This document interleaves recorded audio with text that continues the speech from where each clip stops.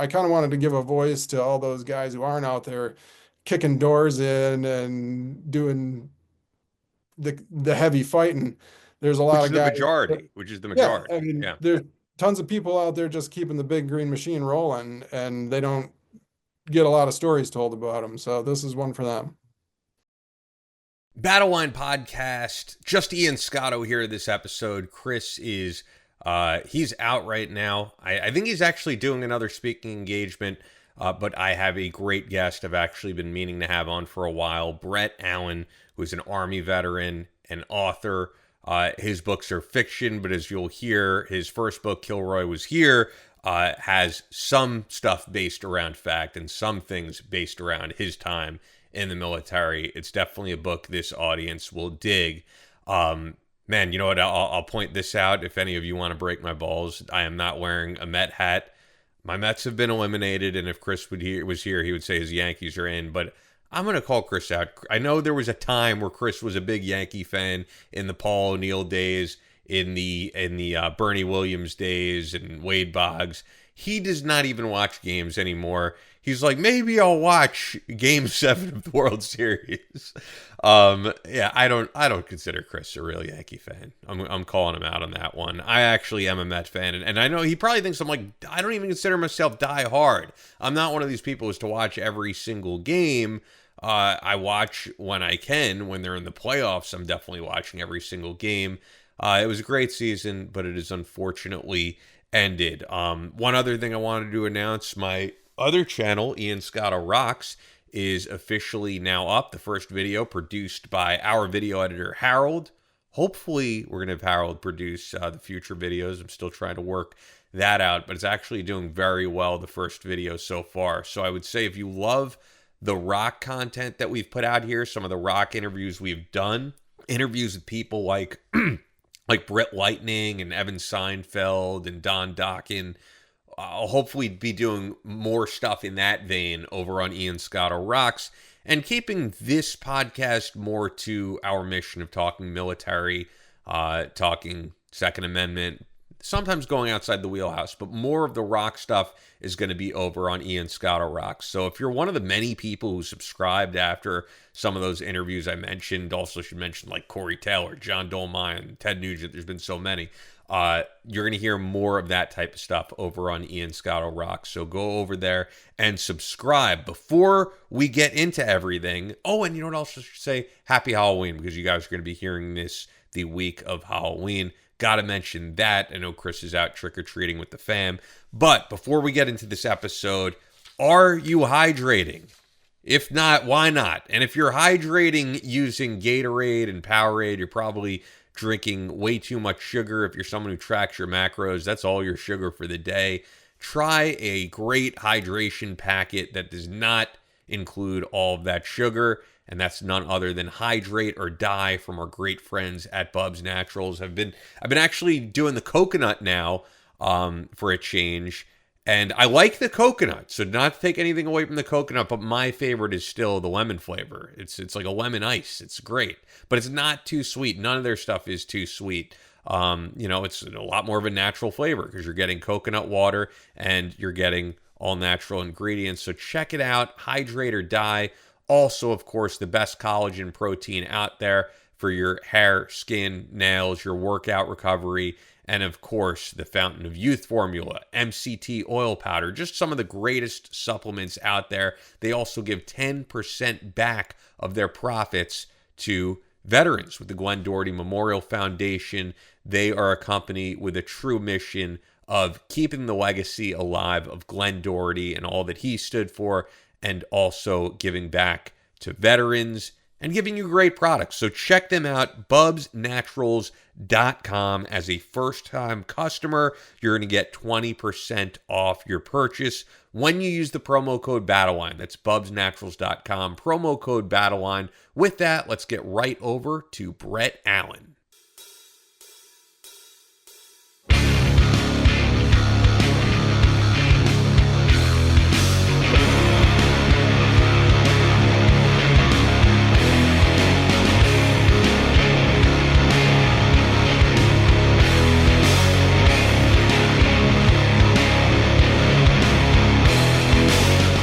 From Kansas City to New York City, from planet Earth to extraterrestrial life in space, a podcast with no equal, engaged in unconventional warfare through your speakers and headphones.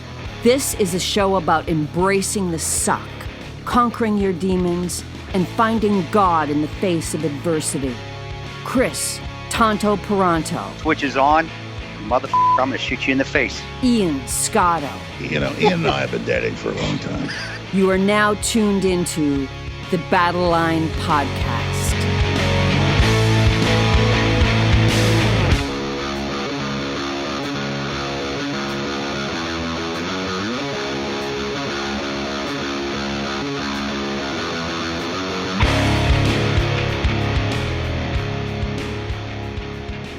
The Switch is on, Battle Line Podcast. On with us, we have a very special guest, Brett Allen, Army veteran, fiction author. The latest book is Sly Fox Hollow. The previous book is Kilroy Was Here, which actually does have some military background. The latest book, not as much. And you know what I have to say is funny? Like, I know for a fact when we started this podcast, Chris and I, nearly 5 years ago, you have been interacting with us from the very beginning. And I'm pretty sure nearly 5 years ago, I was like, we got to get you on sometime. And it just never happened. And I know Chris isn't here, but I'm glad to be finally doing this. I appreciate you having me on. Yeah. And yeah, it's been a wild 5 years. So I get it. Like things get busy. People like guests stack up on each other, I'm sure. It So happens. Yeah, absolutely. And I feel like when I first started speaking to you is when Kilroy Was Here was released, right around, right? yeah, yep. Because when was that released? Was that 2019? No, that was it was a Veterans Day 2020. So Okay. I guess yeah, it's been a wild 4 years then. But Well, yeah, but that's literally 1 year from when we started the podcast because we started on Veterans Day 2019. okay. Yeah. First guest, Andrei Arlovsky. Okay. I've been on Twitter prior to that. So I was probably promoting the book because I spent a good amount of time submitting to agents and publishers and all that stuff before I landed with the publisher that Kilroy went through. So Very possible. So we'll get into the books, but I think it'd be interesting to just get into your military background. I think everybody always has a different story of what attracted them to joining the military. Some people are from military families. For some people, they just want to prove people wrong and do something different with their life. And at this point, I feel like joining the military in America is kind of the unconventional path to go. At one time, when we had the draft and everything, that's what most men did. Now right. it's a very small percentage of the population who actually serves. So yeah, I'd love to hear your origin story, maybe even before that, and then going into the military. Yeah. So my grandpa was a World War II vet. He was one of Darby's Rangers. Oh, wow. He wasn't with the initial group. He joined up with them in North Africa, and then he was with them into the invasion of Sicily. He went all through Sicily with them, and then he was wounded on the beachhead in Salerno, and then got shipped home. But so that was kind of where my interest began. But then I was a senior in high school when September 11 happened. And So you're right around my age because I was a sophomore, I think. okay, yep. Yeah. That was a huge influence. Knee-jerk reaction to the whole September 11 was that I was going to join the military right out of high school. I actually talked to a Marine recruiter then and was really considering it. My parents kind of talked me out of doing it right away. My dad wanted me to get some college in, and then he was like, if you still want to do it after that, I'm all for it. So I went to Michigan State and then sat in my dorm room and watched the invasion of Iraq happen in 2003, and it was still just feeling that pull.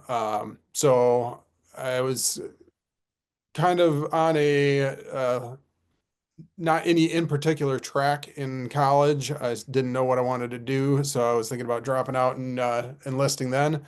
And then my dad actually came across the 2-year ROTC catch-up program at Michigan State. So I ended up doing my last 2 years at Michigan State, doing the ROTC program there, and then commissioned as a second lieutenant when I graduated.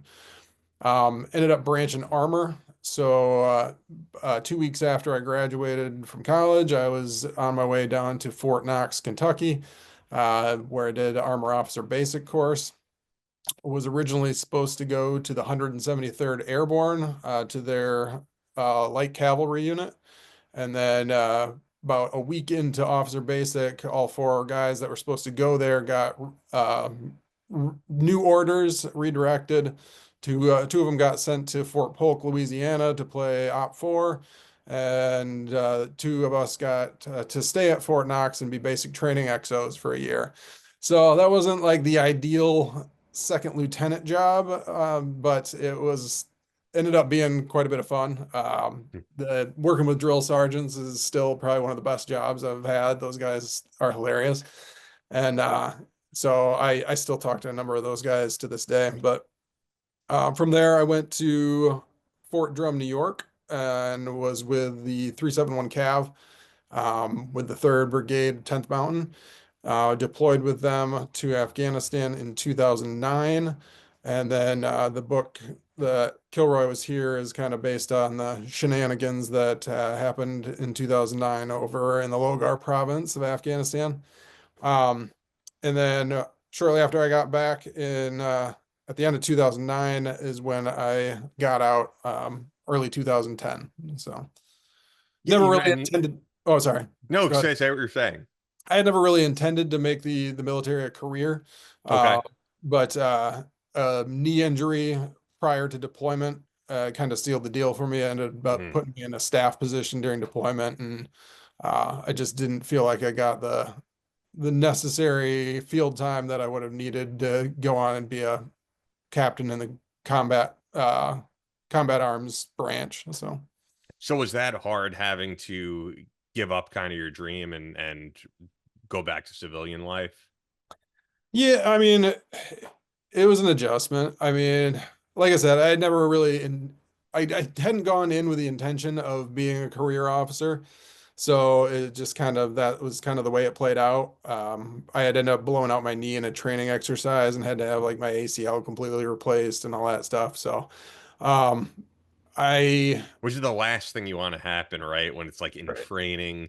Yeah, I think that like you just want it to at least be a cool war story or something. Right. Not carrying a guy out of a building during a training exercise. My knee just buckled the other direction. So yeah, it wasn't ideal. But I mean, it was what it was, and made the best of the rest of the experience. But the biggest thing was just like exiting the military without much of a plan. I still, I said in college, I didn't really have much of a direction as far as like a career wise outside of college. So I just kind of got a degree to get a degree. And then when I got out, I was like, oh crap, now I gotta figure out how to apply this. I feel like I'm in the same boat, even though I'm not a military guy. My parents insisted I go to college, and now I have a degree in radio, which is like completely useless because of podcasting and all of that. But I guess it kind of set me, it kind of got the wheels in motion of what I wanted to do, because the fact that graduating in 2009, so I'm doing the math in my head, what we're like 15 years later, and right, and I'm doing this. So I'm still doing something related, but the whole, it's funny, like I wish I would have spent more time on video and video editing, because I still have a video editor. But in those days I was like, I want to do radio. I don't really give a shit about being on screen, being on TV.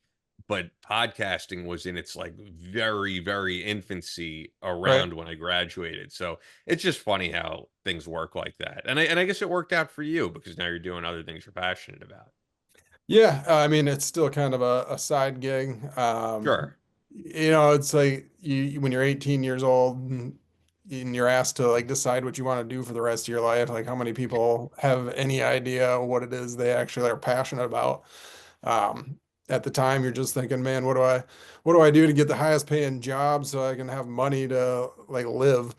But then when you get to be 40 and you've got a steady job, you're like, what do I have to do to get a job that I actually enjoy doing? But you Yeah, kind of I think I backwards. always dreamt big, but there was no podcasting. But if there was, I probably would want to like interview rock stars, and I do get to do Yeah, that. well, that's pretty cool. Not many people Yeah, can but say that. it's not my that's not all that I do. I mean, I have to do other things to just make ends meet, but like, yeah, part of what I'm doing is probably what I would dream of doing. I've always been like a nerd for that stuff, and then meeting Brandon Webb and meeting Jack Murphy, it brought me into like the military end of things, and getting to interview Navy SEALs and Army Rangers is pretty damn cool as well. When you were talking about the Kilroy is here stuff, for those who don't know, it'd be actually cool if you can go into the folklore of the whole Kilroy is here thing, because I know a little bit about it, and I know it started in Vietnam, and then right, do I have It that right? actually started in World War II. So then I'm Uh, wrong in that. So I know very little, and then I also know the Styx album, Kilroy is here. But yes. yeah, get into it, because I know the drawing. I have not read your book, but yeah, get into it, because not the book itself, because I'm just, for people wondering, the basis of that name Kilroy is here. Yeah. So Kilroy was here. It was like some people say it was like the first viral meme, Yeah. because it started just showing up everywhere around battlefields in World War II. The most popular origin story for Kilroy is that there was a guy, a shipyard foreman in Massachusetts by the name, I think it was John J. Kilroy. And it could have been another J name, but um, so people used to get paid by the amount of rivets that they would put in to ships under construction for the war effort in World War II. And so one of Kilroy's jobs was to go around and count the number of rivets that each particular worker had put in during the day, and then they would get paid based on that. So he would, when he got done counting, would leave a mark showing where he'd finished off counting for the day. Well, workers got wise to it, started erasing his marks and moving them further down the line so that they could get extra pay. So he started making more elaborate marks, and he would leave Kilroy was here written on the ship above where he'd ended counting.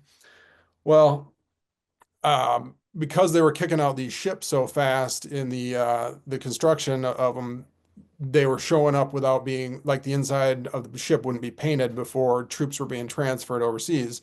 So troops in these ships being transported to the European and Pacific theaters would see Kilroy was here all over the inside of these ships. And somehow the marks around the rivets got turned into the eyes and the nose with the hands sticking out, and people started leaving that Kilroy was here all over the battlefield. So much so that in a lot of cases, it seemed to appear in places where people didn't know that US forces had even been. Or like troops would arrive on the battlefield and find Kilroy was here already there. And there's even rumor that like Hitler thought Kilroy was a like US operative that was like coming to assassinate him. So there's all kinds of like different little legends and lore around Kilroy, especially from the World War II area. But then it did continue into like the Korean War, into Vietnam. I even had people send me stuff from Afghanistan and Iraq where they found Kilroy in the latrines or in a porta-john or scribbled on some 2x4 somewhere. So it's kind of cool how it's just came through the decades and people still recognize it. And I get pictures sent to me every now and then from just out in civilian life where people are like, "Oh, I found Kilroy." So it's kind of cool. Well, so obviously it's something you've been fascinated with. I know that your book it's not like a historical book about this, but you obviously do know the history. So when did you become fascinated by this? So I actually had started writing the book before I even learned about it. Oh, really? Wow. Okay. Yeah, and because I hadn't settled on a title yet, and the whole theme of the book is kind of like this cavalry officer who wants to leave his mark on the battlefield, but like in my case, was relegated to a desk job before he got deployed to Afghanistan. So he doesn't really know how to do that. And then I learned about Kilroy and the leaving the Kilroy mark on the battlefield, and I was like, ah, that seems like a pretty appropriate title for it. So I worked that into the book. There is like a little bit lengthier history of it in the book, probably a little bit more accurate than what I just tried to recall from memory. But yeah, so that's kind of where it originated from, and now I get to get pictures of it from everybody. So It's cool, but you're keeping the legacy alive of, as you said, like the first meme before the internet. right. Hope that you're enjoying this interview with Brett Allen. I enjoyed having him on. Before we continue, Fort Scott Munitions is the best ammo out there, designed to tumble upon impact. That's their trademark. The ammo was originally developed to innovate and improve on the standard of military grade design. It was found that not only did their TUI outperform competitors in the self-defense industry, but it quickly became apparent that it would be a top contender for hunters alike. Check them out. They've been with us since the very beginning. I love Fort Scott Munitions. I love the family there that runs it. I love the whole team. Great people. If you're ever in or around Fort Scott, Kansas, go check out the store.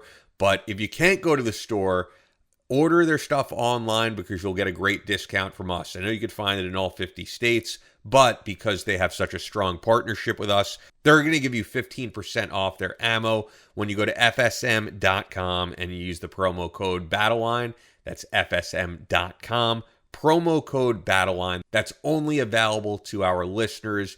So go there now. Fort Scott Munitions is a proud supporter of Chris Peranto, Battleline Tactical, and the Battleline Podcast. We're also sponsored by Photonis Defense. How many podcasts out there do you know sponsored by the best night vision out there? Not many. We are so honored to have them on board. We love Photonis. Now you can have the superpower to see in the dark with the Viper Binocular Night Vision System by Photonis Defense, the global leader in night vision solutions, providing more high-quality night vision capabilities than anyone. Military, law enforcement, and public safety end users utilize Photonis Defense solutions to give them the edge at night in tactical situations and rescue operations. Hunters, shooters, boaters, and enthusiasts can rely on the Photonis Defense Viper Binocular to become masters of darkness. The new Viper Binocular system carries the same features and benefits as the Photonis Defense Viper Monocular with a ruggedized body, and it harnesses the power of the Echo Intensifier tubes, giving you sharper images, reduced halo, and industry-leading ultra-fast auto-gating across the range of dynamic operating conditions. Visit PhotonisDefense.com for more information or look for Photonis Defense product options from your night vision dealer. Check them out. And with that, let's get right back to this interview with Brett Allen. So when did you start writing the book? What made you want to start writing the book? Did you write it while you were serving originally? No, I mean, I was taking notes. Gotcha. So we had a lot of, I guess, just weird things happen on our deployment, out of the ordinary stuff. And I remember remarking to one of the other guys in the S3 shop with me that no one would ever believe this. If I wrote it as a fiction book, it could pass as fiction and nobody would ever question it. And then that kind of got me thinking like maybe I should, because I had, since college, I'd been into doing some writing on the side, nothing big, but I was like, yeah, maybe that's something I can pursue after I get out of the Army. And then about a year after I got out, I was like, I should take a shot at that. So I started brainstorming and writing drafts and whatnot. And it was a long process. Took about, I mean, probably 8 or 9 years to create it and get it to where I wanted it. But yeah, it was born from the frustrations of a deployment to Afghanistan. So, But it has it's not labeled as a nonfiction book, right? So it's based off right. that. Yeah. Things are I say this in the acknowledgments or the forward in the book that there's a lot of characters that people will recognize, but things have been melded and twisted and changed for the sake of both comedy and for keeping people's identities safe and stuff like that. I've changed locations and names of locations, and it's a completely fictional storyline, but there are a lot of events within the book that are pretty close to the way things happen in real life. Yeah, you see a lot of that actually with military authors. There are a lot of guys who write those type of books where it's they can't give up certain details, but they're gonna put a little bit more of a sensational spin on things, or just it's not. I remember Brad Thor said when we had him on, so we've had him on several times. He called what he does faction, but he never served. But it's a lot of stories from guys that he has met with in order to write those books. Yeah. Yeah. I mean, you get all these experiences that are unique and you want to get them out there, but at the same time, you don't feel, I guess, comfortable divulging it all, or you don't feel like uh, you're doing justice to it. And so a way to get around that is to put your own twist on things. I mean, don't get me wrong, in my book, there's like I'm not glorifying myself in any way or making my like probably the opposite. Self-deprecating humor has probably been like my number one go-to. But you want the story to be told, and from this book's perspective, I kind of wanted to give a voice to all those guys who aren't out there kicking doors in and doing the heavy fighting.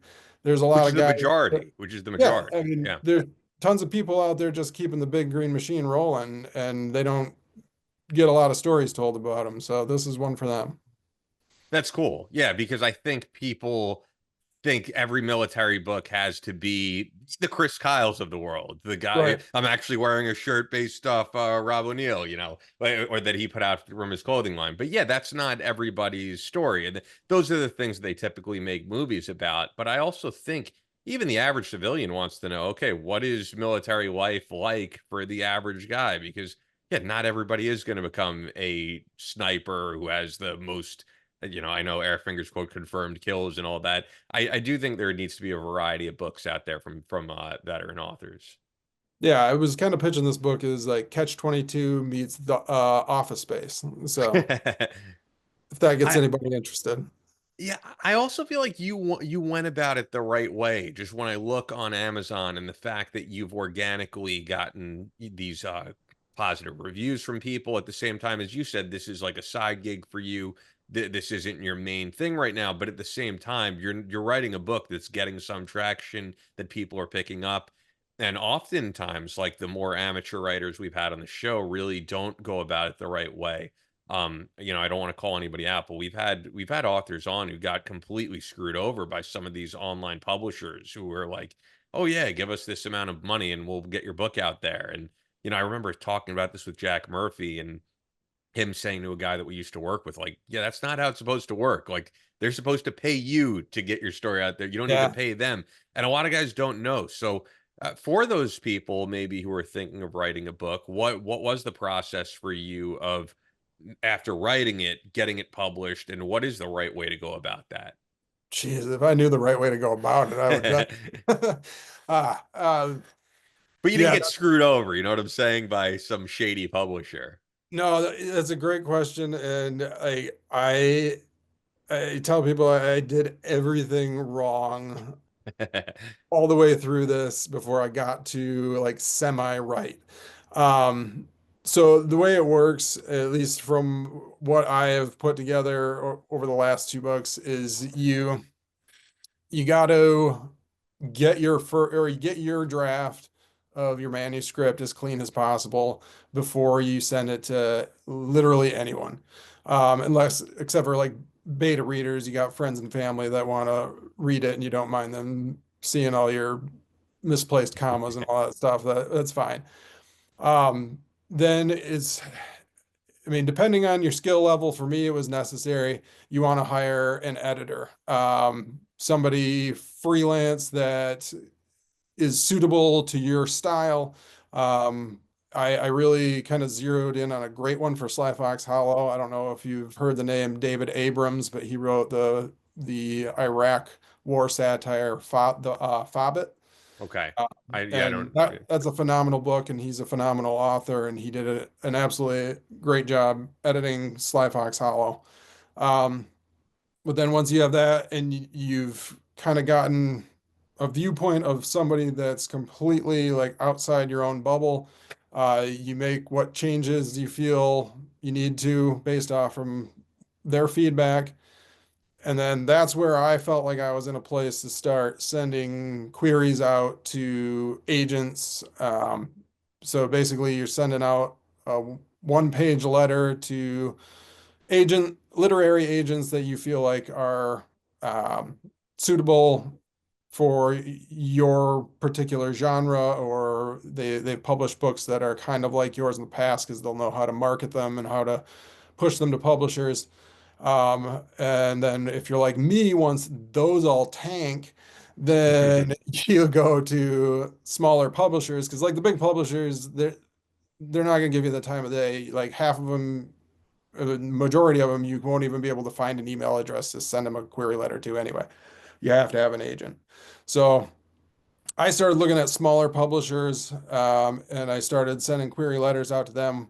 Fortunately, one of the ones I sent to was A15 Publishing, which is a publisher of military veteran literature. They're a smaller publisher, but they put out a lot of great books. They did Violence of Action, which was Marty Skovlund, right? yeah, yeah, Yeah, we've had him on. yeah. They published his book originally, and I was lucky enough that they brought me on, and helped me put out Kilroy. That being said, for Sly Fox Hollow, I sent out query letter after query letter, got nothing back, nothing from small publishers, so I decided to just go the self-publishing route.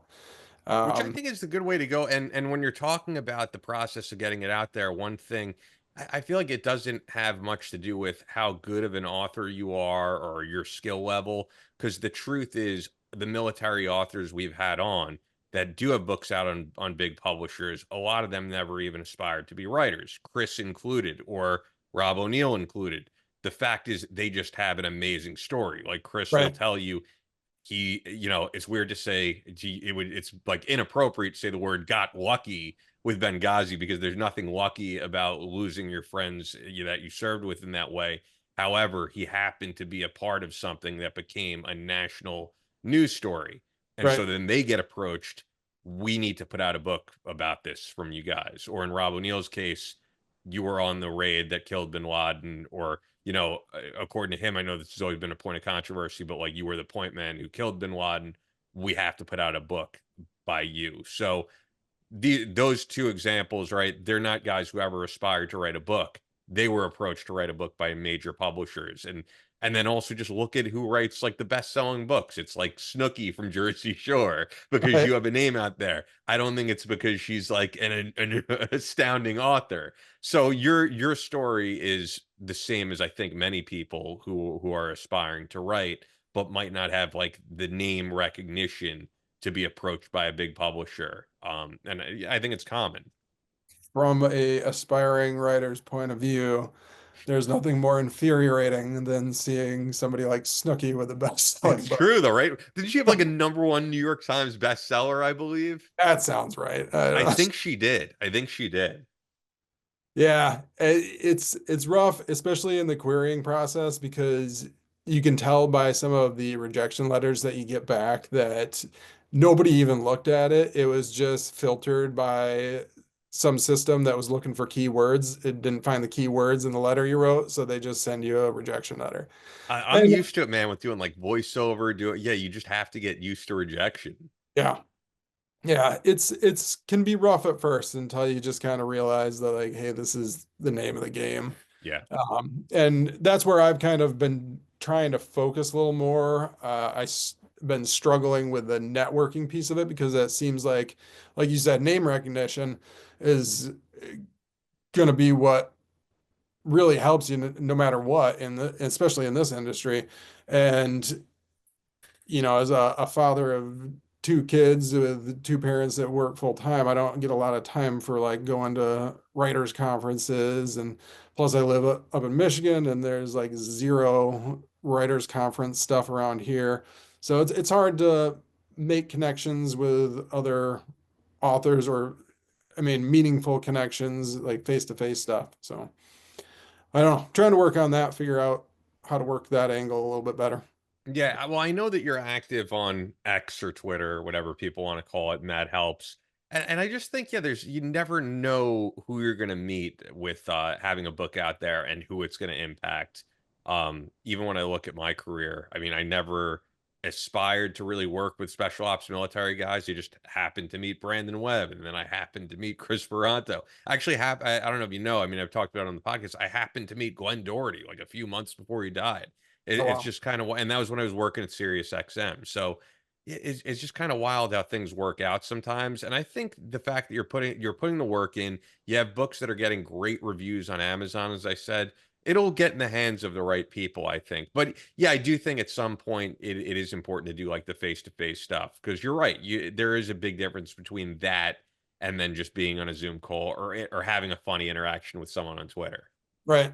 Yeah. And Twitter, I mean, as much as everybody craps on it, and as much as like I'm guilty of it being a time suck for It me, is, yeah. um, I will say that like all of my significant encounters with other writers and all of my opportunities that have presented themselves for this writing thing have pretty much all come from Twitter. I started writing for Task and Purpose a couple of years ago, doing gear reviews for them, and I found out about it on Twitter and contacted the guy over direct messages, and that's how I landed that job. All the other authors that I've met and have helped me push the books, and I've helped push their books, have been on Twitter. So I mean, you gotta like walk that tightrope though, because I've also spent an inordinate amount of afternoons doing that when I should have been working on the next book or doing something more productive. But it's like you said, it's all putting yourself out there, and you gotta take the chances on it or nothing's gonna happen. I mean, I can work on these books all day long in my isolated little world, but then when I get it done, who am I telling about it if I don't Yeah. have a network? So So the latest book, Sly Fox Hollow, seems very different from the first book. yeah. So um I I wanted to get away from the military theme just because I felt like I said what I wanted to say with Kilroy Was Here, and I didn't want to start venturing into um like stuff I didn't like know a ton about. Like I said, I wasn't like a guy who was out in the field running missions every day in Afghanistan, so I don't have a lot of stories there. I didn't have a lot of personal firsthand knowledge to draw from. And I get ideas from time to time, and you get one and you like it and you take it to the extreme, and it's just the reader can tell if you're having a good time doing it. Yes. And so I had a really good time writing this novel. The town in the novel is based off from the town I grew up in, but essentially the Which is storyline, where? Because we didn't get uh, into that. Where'd you grow up? Fremont, Michigan. Okay. So I live in Grand Rapids on the west side of West Michigan, or on in West Michigan, and Fremont's about an hour north of the Grand Rapids area. But it, I started like brainstorming this idea back in 2016, 2017, shortly after the first election, where with Trump getting elected and the really contentious election that preceded that. And I was just Which like, is funny to say now because I feel like nothing is more contentious than now. Those look tame compared to today. that's why I think this book should be selling so many more copies right now, because I think people would love it if they would pick it up. So the whole premise of the book is that this town's like mayor of like 80 years gets murdered, like brutally murdered. And they hold this emergency mayoral election, and you got two really extreme candidates on either side that are like basically fighting for the soul of this town. And to top it off, the local washed up football hero turned cryptid hunter. He thinks that the murderer and the thing that's murdering people around town is the legendary Michigan Dog Man. So the candidates kind of grasp onto that and use the fear of this dog man to like twist people's minds and like turn the campaigns into like fear mongering and all that. So there's a lot of representation of things that have gone on in the last couple of years. I wrote the bulk of this during the COVID pandemic. The fear mongering that was going on there inspired a lot of what goes on in the book. I think people will recognize a lot of that stuff. But yeah, this is a perfect time of year to pick up a copy because it takes place right around Halloween and it's all about the elections. So. And I've seen that people have said that this book is like laugh out loud hilarious. That's the thing that they really dig about it. Yeah, and I think where I struggled to find like a representation was probably that it just doesn't stick in any one genre. I Uh, noticed that as well. Yeah. yeah, so like you've got mystery, thriller, political satire, speculative fiction, so it's kind of all over the board. It was hard to figure out a concise way to pitch it to agents. But What authors inspire you or, drew you to start writing the way that you do? um Catch 22 is probably my favorite book of all time. So that was probably the book that started it all for me. I remember reading that book for the first time and being like, I didn't know novels could be like this. And from there, I got into Vonnegut. He's probably my favorite author, widest read author. But I mean, I try to read a big range of people. I tend to gravitate toward humorous authors, but I will pick up anything that sparks my interest. I like a lot of nonfiction too. Right now, I'm working on a humorous Western, so I've been reading a lot of like both Civil War history and Wild West history and things like that. So um, I would say, yeah, to go back to your question, Vonnegut's the big one, Joseph Heller, but I'm all over the place with what I read. So. Yeah, I'm wondering with the next book being a Western, do you worry about that you're not going to have your niche audience? Like I just mentioned Brad Thor before. When people pick up a Brad Thor book, they know exactly what they're getting. He doesn't even deviate from that character from Scott Harbath.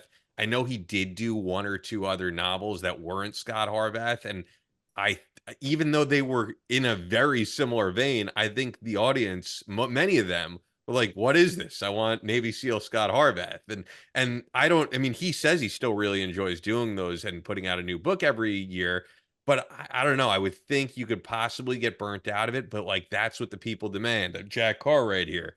That's what the people demand of him. Do you worry that you're going too far out of your niche and you're gonna have three books that are entirely different? And when people pick up a Brett Allen book, they don't really know what they're getting?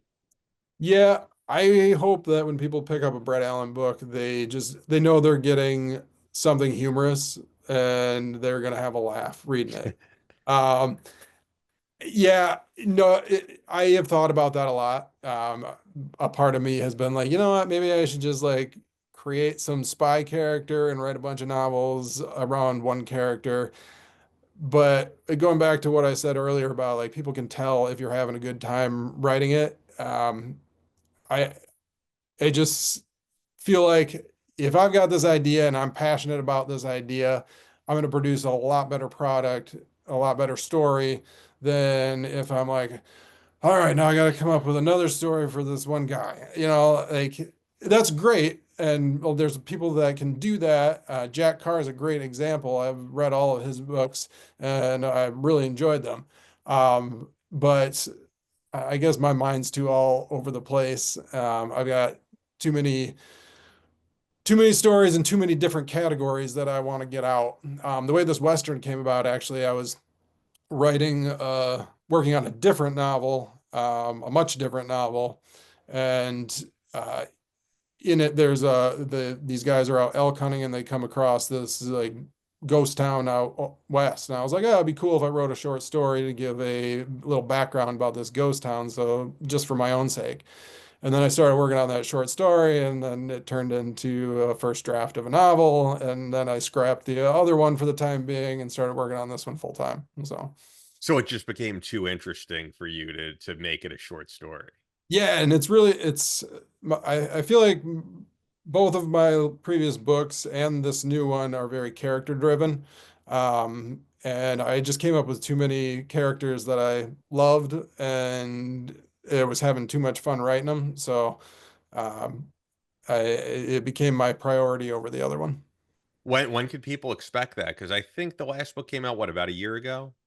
Yeah, last one was in August 2023. I'm hoping that, I mean, it'd probably be another year and a half before I am able to start pitching it to agents and stuff like that. I've got a ways to go. I keep I keep reading really interesting stuff in these history books that I'm reading, and then I get down into rabbit holes and I start changing things. So at some point, I got to cut myself off from the research and just write the story. But Yeah, what do you like? Because I feel like every writer has a different way of doing things. When I had on him, like Jack Stewart, how he's a pilot and he'll fly to all these different places for his job, and he's somewhere at the bar writing. Brad Thor's talked about his writing process. Are you just writing there with your kids, or do you have to go somewhere else? Well, what's your process? so I actually my full-time job is I do paralegal work for my friend's law firm. So I have to go into the office every day. But part of the agreement that I had when I took the job with him was that any spare time that I had at the office, I could work on my writing. So when we go through kind of some cyclical slow seasons, and I'm able to do quite a bit of work there. When we're in our busy seasons, I usually have to try to get stuff done at night here at home after the kids go to bed, or early morning before everybody gets up. But yeah, I basically have to steal my time for writing this stuff and doing research. Well, then that'd be a perfect question to ask you, because I'm just thinking of your life does seem pretty packed between being a father and doing a regular everyday 9 to 5 grind, and then doing what you're passionate about. So what would you say to someone who does have a passion to do something creative, but they say, I don't have the time for it. I don't have time for another activity.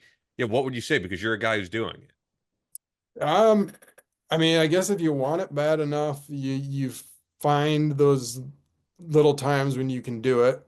And when you find those little times that you can do it, put your phone away and turn your notifications off and really concentrate on doing it, because those pieces of time are extremely valuable. It's hard, and especially when you're in like an office setting where you got a phone that can ring at any instant, or a customer that can walk in the door anytime. I mean, it's tough to get uninterrupted time to work on it, but you just have to steal the time where you can. And it's possible. It's just you gotta understand that it's going to take a long time. I mean, both of these books I could have probably done in a third of the time if I were sitting at home and that was my dedicated job to do writing a novel. But it's just not the case. And so you piecemeal it in where you can, and slowly over months it starts to take form. And before you know it, you're looking back and it doesn't seem like it took that long at all. Is that the ultimate goal for you? Do you want to be a guy who's contracted to write a couple books a year and that's your main gig? Yeah, I mean, I don't know. I don't know about the like contracted. I mean, it would be nice to get that to that place. I would just to like to get to a place where, I can take at least a little step back from maybe go part-time with my current job, and then have like 50% of my day to do this. Um, I mean, yeah, if I could get to the point where I could do it full time, that'd be fantastic. But I mean, not a whole lot of people can say that they've got to that point. I think a lot of folks, even that do have books that sell big and go with big publishers, they're still working other jobs and piecemealing stuff together. There's not a lot of money in novels. Yeah, you never know. I mean, look, Brad Thor, he's like a perfect example of it. And I think for him, and the truth is, he's not a guy who, like a Jack Carr, was like, you're a Navy SEAL, you're writing fiction thrillers. Like, he got a little bit of an advantage because he also got the nod from a guy like a Brad Thor, and then he went on Joe Rogan and like. But Brad Thor kind of, at least from what I know, because I've interviewed him several times, like he is a guy who just put out a book. He started from scratch and it just took off. So, I mean, I think like that strong, in some cases, like delusional belief in yourself sometimes Yeah. helps. No, and I think that's the biggest part of this whole author thing is you just got to keep doing it. If you want any shot of getting there, you have to keep doing it. Like there's a lot of people who put out a book, get discouraged by the results, and then they're just like, all right, I'm done with this. They might work on things occasionally, but they never like keep pursuing it. I I've been in that mentality multiple times throughout both of these books where I'm just like, screw it, I'm done, I'm out. But you know, if you want it bad enough, you keep coming back to it and you keep putting in the time. And if you've got a story in you and you're the type of person that's got to get it out, you're gonna come back to it. So For sure. I mean, how many people did you see during the podcast, well, I'm getting ahead of myself, during the pandemic, start a podcast and within one, two, three episodes, they're like, yeah, I'm tapping out. Like I remember during the pandemic, there was like a surge of people buying podcast equipment, buying microphones, buying ring lights, buying cameras. And then I think a few years later, like all that stuff was resold on Amazon or at their local digital store and or electronic stores. And yeah, because I think people do tap out a little too quickly. yeah. Well, and that's like, I mean, kind of tying into that, that's another big struggle of this whole author thing is like there's so many people trying to get a book out there now. And not to say that my book's any better than any of them, but that's just a ton of people trying to get books in front of agents, books in front of publishers, and like taking the opposite viewpoint, I can see why agents just have a system that filters out emails based on keywords. Who could possibly get through that amount of volume? So it's like a flooded market's kind of screwing everybody. But at the same time, it's like, how can I say my book's any better than anybody else's when I don't know that for sure. So Yeah, well, I it do is. think It is. It's it is better, but and I do think the reviews prove that it's better. You know, so go check them out, guys. Sly Fox Hollow once again is the new one. Kilroy was here. I think maybe the one that may appeal to this audience a little bit more because of the military aspect of that book. But our audience are very dedicated readers. We've had people who have said, you know, I'm going broke buying all these books because you had Jack Carr on, and then you had Brad Thor, and now Nick Irving's writing fiction novels that I have to pick up. So hopefully some of those people transfer over to you and pick up your stuff. Brett is a great follow on X, so please follow him at Hogwash Writing. That's how I know Brett, is just from X. He always has funny things to say and kind of clever takes on things. Also on Instagram at Hogwash Writing. Anything else, man? It's been great to finally talk to you. We've been meaning to connect for a while, as I said, and this has been awesome. yeah, I really appreciate you having me on. This is great. Yeah, thank you for talking to people about the book too. I mean, Of I'm always course.